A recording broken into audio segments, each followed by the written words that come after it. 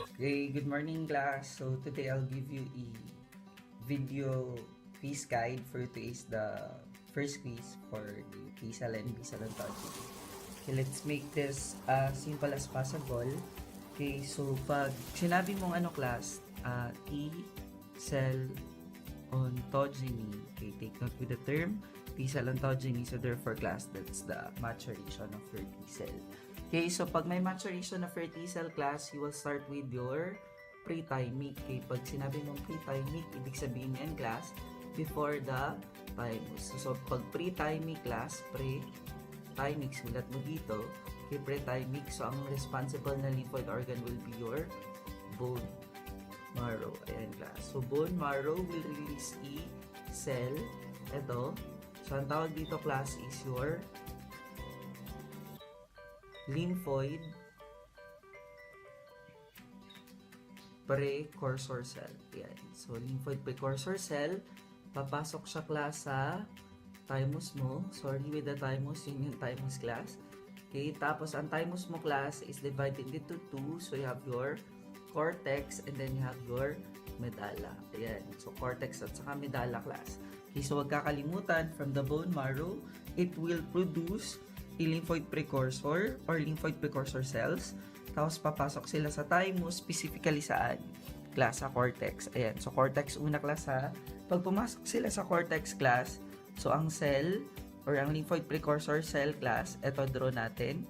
Ito, ang tawag sa kanya ay DN1 or double negative 1. Ayan. Double negative 1.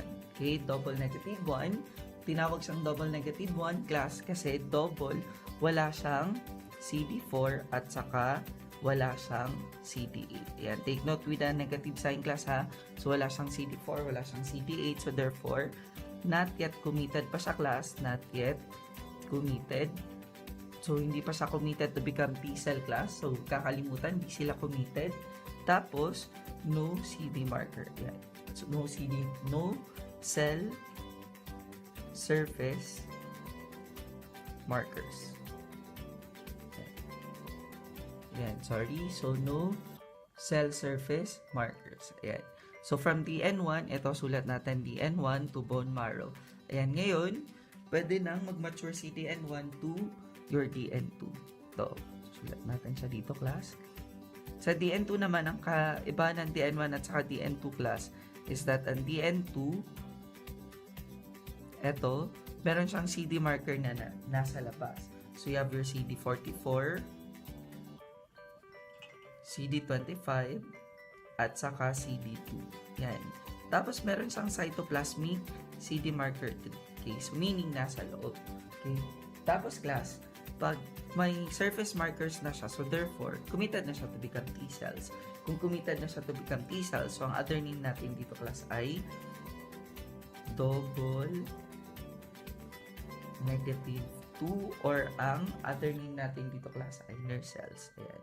So, nerve cells. Okay, so nerve cells siya class. Ayan.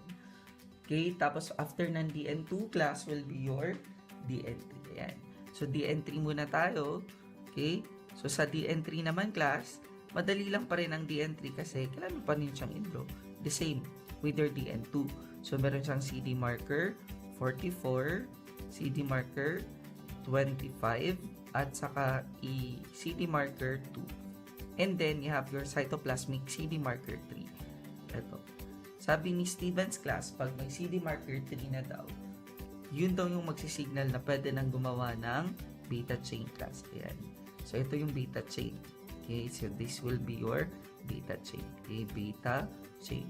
Okay, yung beta chain class, this is also termed as your pre-TCR. Pre-TCR, ibig sabihin class, incomplete. Ayan. Okay, so ang other name natin dito class, other name, serve as your remarks kasi DN3 to, DN3, ito. So ang other name niya ay thymocyte. Okay, thymocyte. Ayan. Tapos, syempre, incomplete pa naman yung TCR class. So anong gagawin natin? So dapat yung TCR gagawa ng complete. Okay, so magpro-proceed tayo saan? Pro-proceed tayo sa same drawing. DN4. Ayan. Sulat natin DN4 class. Ayan. Sulat natin yung DN4. Tapos, sa DN4, the same markers. So, you have your CD44, CD25, at saka CD2. With the cytoplasmic marker, CD3. Ayan. Pag, diba, sabi ko dito sa DN3, pag may cytoplasmic CD3 na, magsisignal na ngayon na gagawa siya ng beta chain. Ayan. Kung gagawa siya ng beta chain, ang kaibahan ng DN3 at saka DN4, dito sa DN4, dapat complete na. So, meron ka ng alpha chain. So, this will be your alpha chain class. Okay, sa alpha chain mo, pag kompleto na, ang tawag naman dito class, sa buo will be your TCR. Okay, or T-cell receptor. Okay, so other name ng DN4 class, so ang other name ng DN4 will be thymocyte pa rin, pero merong subscript na 2. That's your thymocyte 2. Okay, so we are done with the double negative phase. Tapos sabi ni Stevens class, pag nabuo na daw ang TCR, so magsisignal ang T-cell na ma-express ang dalawang CD marker natin class. Okay, so ma-express ang dalawang CD marker. So, draw pa rin tayo nito. Okay, so meron tayong CD44, CD25, at saka CD2 with the marker, cytoplasmic marker CD3. Tapos, ma-express ang beta, ma-express ang alpha. Okay, sabi ni Stevens, pag meron na itong complete TCR class, ang mangyayari is that ma-express na ngayon ang CD4 at saka CD8. Ayan.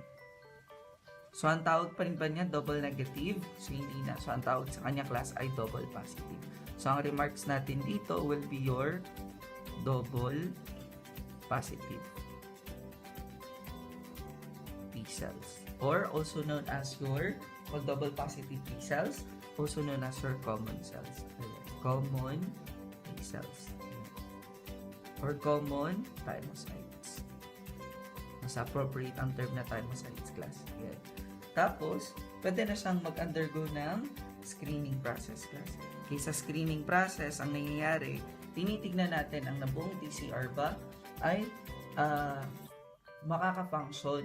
Okay, can identify and determine a self-antigen from a non-self-antigen.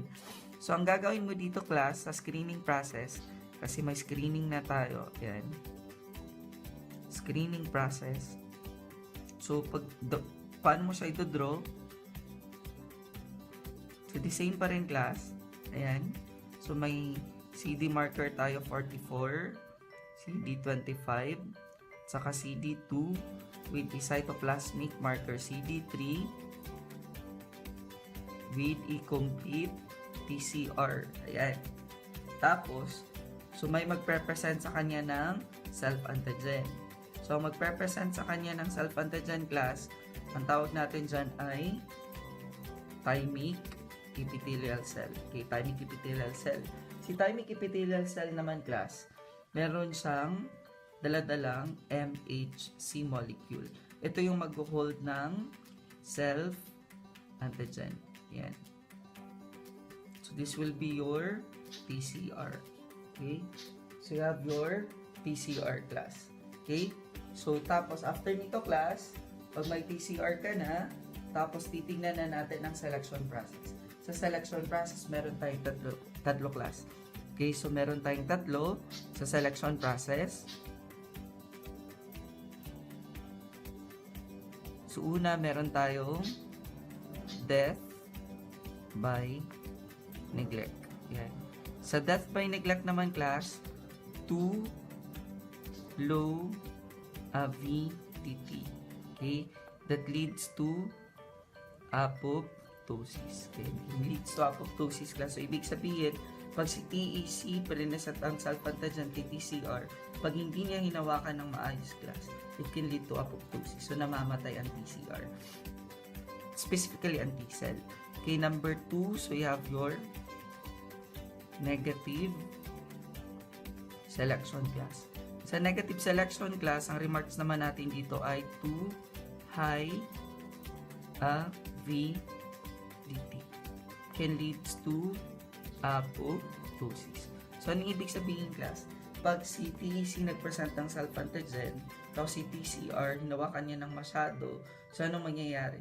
Can leads to apoptosis. Okay, take note, dapat not too low, not too high avidity. So, ang tawag natin dyan, class, will be yung pangatlo natin will be your positive selection. Ayan. So, sa positive selection, class, take note, dito, not too high, not too low. Ayan. So, pag present ni TEC class using MHC, yung self-antigen with the TCR, so dapat hindi masyadong mataas ang avidity na class. At saka baba. Ayan. Tapos, after nito class, pag positive selection, so, sabi ni Stevens, pag nakapasa na daw yung T-cell ng positive selection, so magiging single positive T-cell na siya.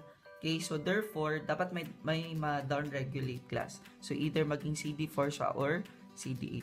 So, draw pa rin tayo nito class. Eto, so may CD marker pa rin tayo, 44, CD marker 25, CD marker 2, with a cytoplasmic marker CD3. Tapos, gawa tayo ng complete TCR. Ayan. So, this will be your TCR. Tapos, hawak-hawak pa rin niya yung, class? Hawak-hawak pa rin niya yung self-antigen with a MHC molecule with your TEC. Ayan. So, ito will be your MHC molecule. So, meron na tayong TEC class with MHC with self-antigen. So, ngayon class, sino ang magdedictate kung sino ang madadownregulate? So, it depends on the major histocompatibility complex na present ni TEC. So, for example, yung MHC natin dito class is class 2. So, therefore, ang ma-express ay ang CD marker 4. Ayan. So, CD4. Madadownregulate si CD8. So, class, take note, pag class 1 to, so ang partner ni class 1 ay CD8. Kaya madadownregulate si CD4. Ayan. Tapos, after nito, class, ang tawag na dito, class, will be your single positive. Yan, single positive thymocytes. Yan. Or, also known as your, so, ang pangalan natin dito, class, is mature. Okay, mature, naive, T-cell. Yan. So, mature naive T-cell. Okay, so mature naive T-cell class, pag may mature naive T-cell, pupunta na siya sa medalla. Yan. So, sa medalla na siya class. Sa medalla, meron tayong second negative selection. So, sa second negative selection class, the same pa rin dito. So, tinitignan if kung ang single positive na T-cell na nakalusot sa cortex, if kung nagpo-possess pa rin ba siya ng 2 high avidity with the self-antigen. Kung hindi na, then, pumasa na siya class, pwede na siyang pumunta sa secondary lymphoid organ. Ayan. So, we are done with your T-cell ontogeny. Okay? So, hindi naman mahirap ang T-cell ontogeny class. So, balik-balikan nyo lang para at least ma-perfect ninyo.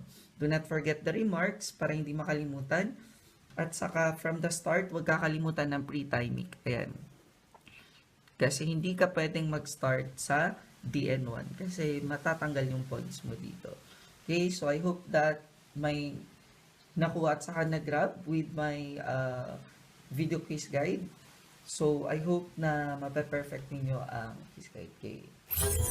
Bye, class!